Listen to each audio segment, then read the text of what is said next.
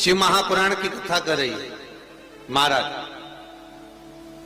भगवान शंकर का जो शिवलिंग है और शंकर भगवान के शिवलिंग के सम्मुख में उत्तर के भाग में जो जल बहता है उसके बीच में एक मोटी सी लाइन होती है जिसका नाम हमने पहले भी कहा अशोक सुंदरी। शंकर भगवान की 6 लड़कियों में से 5 लड़कियों का नाम है जया, विषहरा, सामरीवारी, दोतली, देव और शंकर जी की 6ठी लड़की है अशोक सुंदरी। महाराज ये अशोक सुंदरी का जन्म काशी में हुआ था, जिस काशी का नाम पहले नंदनवन था। क्या नाम था? नंदनवन। उस काशी में अशोक सुंदरी का जन्म अर्थात माता पार्वती को भगवान भ्रमण कराने के लिए जब पार्वती मैया बोली आज मेरा मन कर रहा है कि अपन नंदनवन चलते हैं, तो भगवान शिव काशी ले गए पार्वती मैया। और वहां उन्होंने एक वृक्ष को सम्मुख में बैठकर माता जगत जननी जगदम्बा माता पार्वती ने उस वृक्ष की साक्षी में उस वृक्ष से एक कन्या को प्रकट करा जिसका नाम शोक को दूर करने वाली अशोक सुंदरी। महाराज जो शोक को दूर कर दे, दुख को दूर कर दे, उस कन्या को प्रकट किया। अब अशोक सुंदरी का जो स्थान है वो जहां जलाधारी है, जहां से पानी बहता है, उसके बीच में जो एक लाइन है वो अशोक सुंदरी का स्थान है। बहुत ध्यान से सुनना महाराज कथा। और अभी तक शायद टीवी पर यह क्रम मिला भी नहीं होगा जो क्रम आज वर्णित किया जाए। अशोक सुंदरी की जगह मध्य भाग। समझ में आ रहा है ना सबको?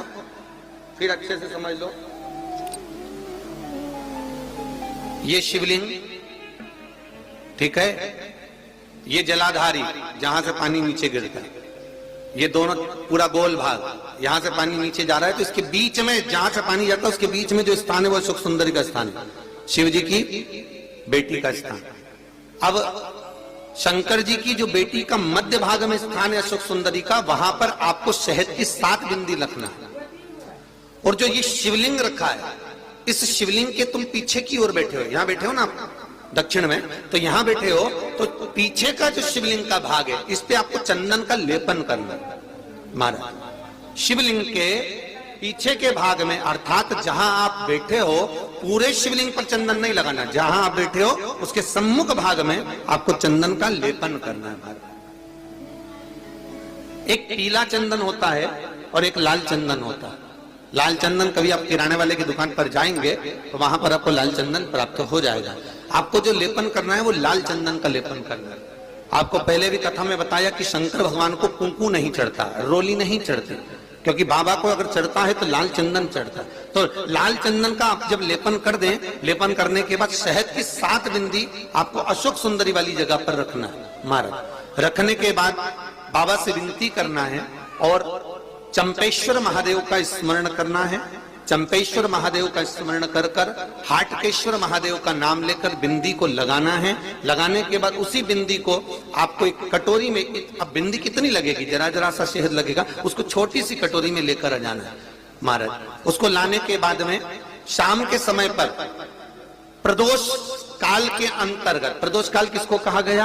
सूर्य अस्त जब होता है, सूर्य अस्त के समय से 1-1.25 घंटे का जो समय वर्णित किया गया वो प्रदोष काल का वर्णन किया गया। महाराज तो उस समय पर नैनों में उसको काजल जैसा लगाना है और ऊपर की ओर देखना है। लगभग 1 मिनट देख लिया, 1.5 मिनट देख लिया, बहुत है, उतना बहुत काजल जैसा लगा।